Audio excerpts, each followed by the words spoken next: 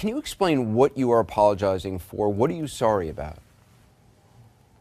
Well, we're sorry for the many people who took part in the ministries or the counselors or were impacted by the rhetoric, frankly, of leaders, and including myself, over the years that caused shame and hurt and promises, whether they were intentional or not, of promising that orientation would change and that they could expect something that they didn't come to receive. And so that's something that we're very, very sorry for, the hurt and the shame and the anxiety and the trauma that people were caused. I got to say, and I give you props for this, it's rare that anybody in public life changes their mind and then publicly acknowledges it and actually says the word "I'm sorry" as opposed to like, well, I misspoke or something. Why now?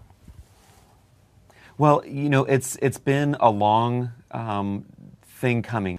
Certainly coming to terms with issues in our own life. You know, I came to Exodus as a 19-year-old kid in 1991, and it wasn't until 2006 that I even admitted publicly that I still had same-sex attractions, that those things hadn't changed for me. And, you know, listening to people's stories and hearing them say they felt we promised them something, that we did promise them something, that we did promote something that hurt them, that's something we couldn't help but apologize for and feel very, very sorry about.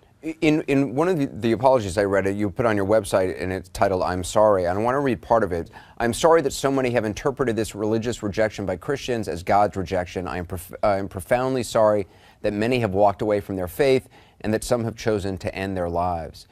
Do you believe that the teachings of Exodus are responsible for people's deaths?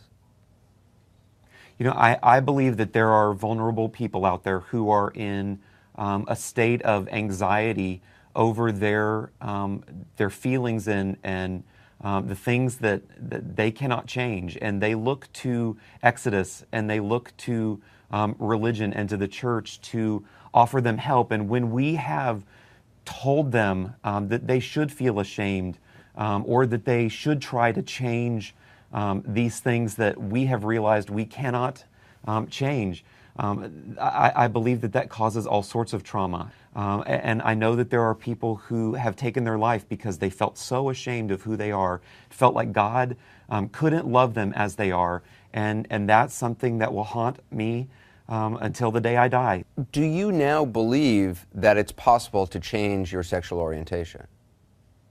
No, I don't. But do you consider yourself? I mean, you are married. Do you and you've said you still have same-sex attractions, which you work on resisting. Do you consider yourself gay? Yeah, I think we're so apt in our culture to put sexual labels on ourselves that really are secondary at best to who we are. You know, for me, I do have same-sex attractions, but I also have an exclusive attraction to my wife. In 16 years almost of marriage, I've never been tempted to be unfaithful to her. That doesn't mean that I don't experience same-sex attraction. It's just, for me, those areas of my life have changed. I do have a very happy, content, amazing relationship with my wife that is everything a marriage relationship should be. And that attraction that I have to the same sex doesn't hinder me in that relationship.